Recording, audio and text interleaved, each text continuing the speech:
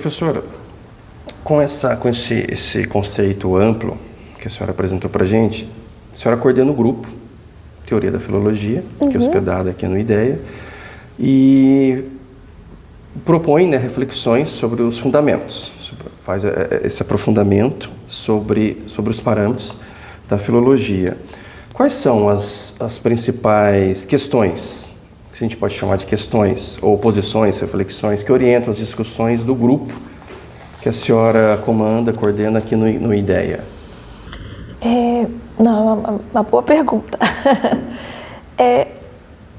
A teoria da filologia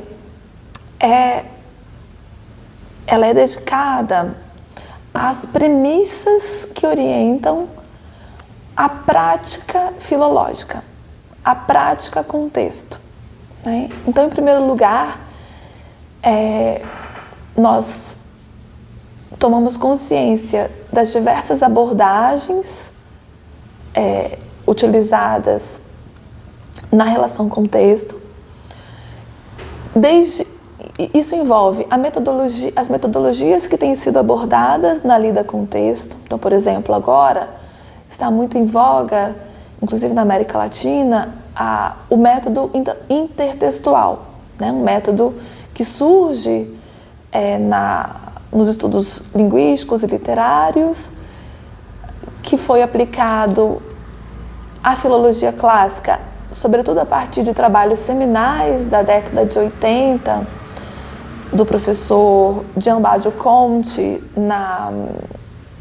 que é professor, hoje em dia aposentado, né, na Escola Normal de Pisa, e do professor Alessandro Barchiesi, que era seu assistente, e hoje é professor na Universidade de Nova York, na New York University, nos Estados Unidos. Então, por exemplo, estou dando esse exemplo, então a intertextualidade é bastante utilizada. Quais são as premissas desse método, né? O que esse método envolve? É um método que se dedica, sobretudo,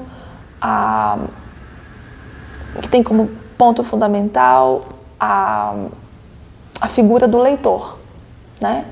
Que presume que essa figura do leitor é a instância do significado do texto, né? Então a gente vai questionar, né?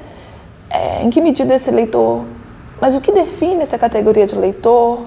Qual o contraste desse método intertextual com aqueles que o antecederam historicamente na história da disciplina? Por exemplo, um método mais biográfico, centrado na figura do autor. Por exemplo, um método que a gente costuma chamar de mais positivista, centrado numa imagem do texto, né, de estilo. Então, nós questionamos as premissas dos conceitos centrais da abordagem, né? Dialogamos com filólogos que já questionaram e que já teorizaram sobre esse assunto, como, por exemplo, Nietzsche, Friedrich Nietzsche, Friedrich Kreutzer, né? Com Wilamowitz, né? Então, nós estudamos, e aí, não por acaso, nós estamos citando autores europeus, né? Gianbaggio Conti, Alessandro Barchiesi, autores alemães, né? Inclusive, alguns deles que passaram para a filosofia, né? Da filologia para a filosofia, como Nietzsche. Então, de um lado, nós tentamos nos dar conta da construção dos limites e das vantagens, dos proveitos, em termos epistemológicos, das abordagens atualmente aplicadas. Por exemplo, uma outra abordagem muito mais recente, é a Classical Reception Studies, né? Estudos de recepção dos clássicos. Há um modelo muito difundido no mundo atualmente, que é um modelo desenvolvido a partir também de uma escola alemã, que é a escola de Constance, onde surgiu a teoria da recepção, e que é adotado bastante no mundo anglófono, né? Na Inglaterra, nos Estados Unidos, e que vem ao Brasil com uma força muito grande, ao Brasil, à América Latina, porque é uma abordagem que vai questionar sobre o modo como os textos antigos são empregados, lidos, apropriados, reinterpretados em outras épocas, em outras sociedades, né? Então, essa abordagem está muito em voga. O que a gente procura fazer no âmbito da teoria da filologia? Novamente, observar quais são as premissas dessa abordagem, né? Observar como se dá a aplicação dessa abordagem no nosso contexto brasileiro, né? Nós tivemos, inclusive, um workshop com a professora Rosa Andurra, que é caribenha,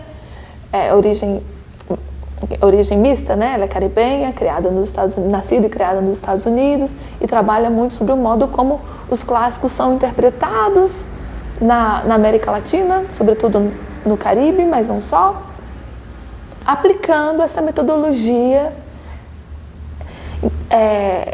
desenvolvida, sobretudo nesse âmbito, né, dos anglófonos. Então, o que é a teoria da filologia? Qual é a tarefa da teoria da filologia? Observar a recepção dessa teoria da recepção no Brasil. De que modo nós não apenas aplicamos essa teoria, mas também de que modo nós colaboramos para construir uma abordagem mais apropriada ao objeto que é, por exemplo, um texto de Ariano Suassuna, como ele lida com os clássicos, um texto de Odorico Mendes, um texto do nosso imperador Dom Pedro II, que também trabalhou com isso. Como é que nós vamos também ser críticos no sentido positivo dessa abordagem, né, que traz, cada abordagem científica, a gente sabe, em qualquer área, vai trazer conceitos-chave, vai excluir certos conceitos ou certos pontos de vista. Então a gente tenta ter na medida do possível, uma leitura crítica também da forma como essas metodologias são aplicadas e desenvolvidas, né? O que elas deixam de lado, o que elas privilegiam no mundo atual. Então, premissas e abordagens metodológicas. Então, esse é um ponto. Nesse sentido, né, alguns conceitos básicos, importantes, que a gente tende a privilegiar na teoria da filologia, são alguns conceitos, tanto os conceitos tradicionais na área, que são conceitos de autor, de leitor, conceito de texto, conceito de estilo, né, que são empregados para justificar uma interpretação, né, ou uma interpretação desde a interpretação do manuscrito, que vai resultar na produção do texto, como também a interpretação de um texto já que chega até nós, né, a partir dessas edições críticas mais famosas, né, como são as da Belles Lettres, a edição de Oxford, a edição da Teubner, etc. E a gente trabalha esses conceitos, mas estamos, sobretudo, interessados em conceitos que são menos tematizados normalmente. Por exemplo, o conceito de precisão. O que é uma precisão filológica? O que é uma precisão? O que é a precisão num texto? Tanto o texto que nos chega, né? O que essa palavra em Plauto, o que essa palavra em Ariano Suassuna significa? Mas também a precisão no nosso discurso filológico, no nosso discurso científico, né? Então, esse é um conceito importante, trabalhado pelo professor Jürgen Paul-Schwind, que é um dos cofundadores do Centro de Teoria da Filologia e do grupo de Teoria e faz parte do grupo de Teoria da Filologia. Eu trabalhei, por exemplo, o conceito de imitação, né? A imitação dentro das ciências, né? Um conceito que existe tanto, é importante, por exemplo, na física, né? Porque o que é um experimento em física, se não uma imitação do objeto, né? Você reproduz o objeto de ciência seletivamente, dentro de determinadas condições, né? Se a gente vê até no ensino médio, né? Mas a gente se lembra que as questões são, imagine que nós tenhamos, né, um determinado corpo, um determinado espaço, sem atrito, né? Então você seleciona os componentes do seu experimento para poder observar melhor o objeto e tirar algumas conclusões. A mesma coisa acontece quando eu uso uma determinada abordagem e mesmo a escolha do tema em relação a determinado texto, né?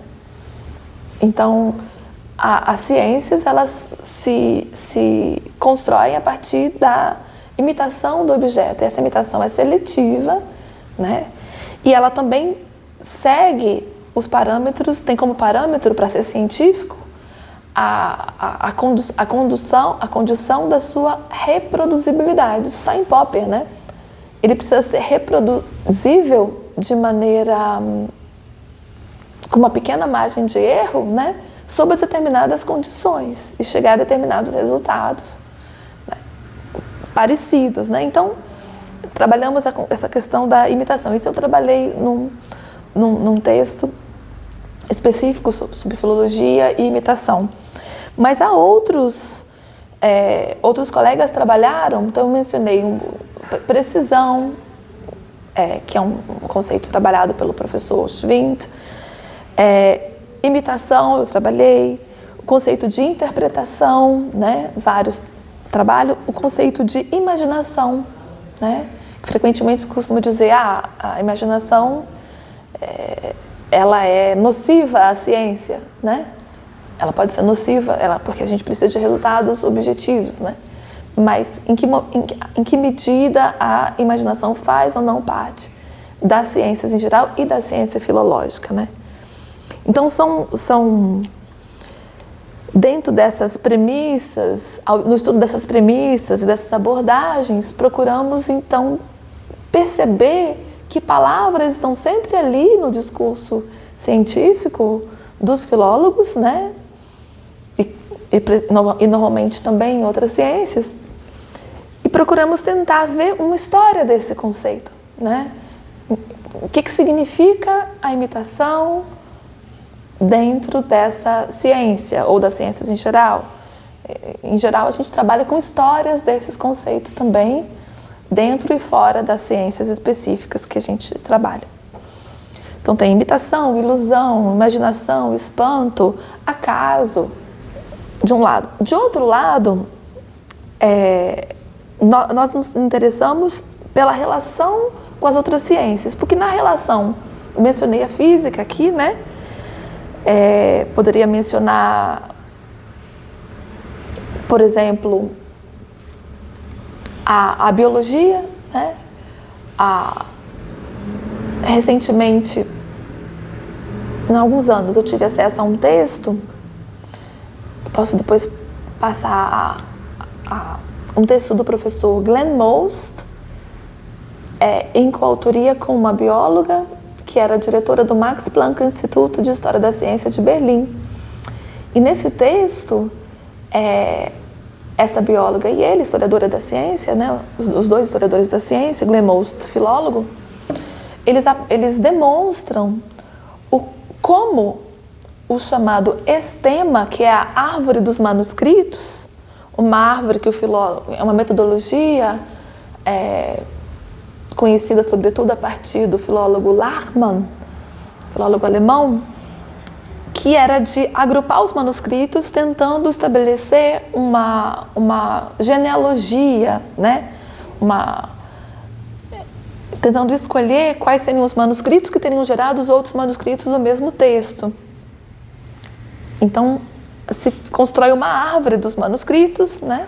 Com um arquétipo, que é o texto original perdido, e a partir da comparação com os manuscritos, de acordo com os erros que se detectam, erros, né, que se detectam em cada conjunto, se estabelece uma árvore genealógica, assim. Essa árvore genealógica, esse sistema, segundo esses estudiosos, esses sistemas influenciaram os biólogos na época de Darwin, né? Então a árvore que a gente tem genealógica na botânica, por exemplo, né? Ela é inspirada nesse método. Tal era o rigor filológico desse método que a gente tinha na biologia. Então se costuma dizer, então quer dizer, é uma das relações entre a filologia e a biologia, é uma relação metodológica. Hoje em dia, evidentemente que... Mas essa necessidade da precisão nas ciências que se dizem hoje exatas, né? Ela foi muito inspirada pela precisão filológica. E algumas metodologias foram importadas. Hoje em dia, às vezes, é até o contrário, né? Na nossa área, a gente tenta, inclusive, imitar e usar de instrumentos como a estatística, né? Para determinar a incidência de determinada palavra em determinado autor, e isso gera um significado. Se a palavra é rara, quer dizer que muito provavelmente, o leitor daquele texto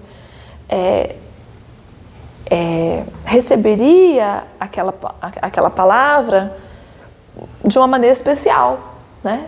Ela poderia ser exagerada, ela poderia ser uma metáfora, entende? Então,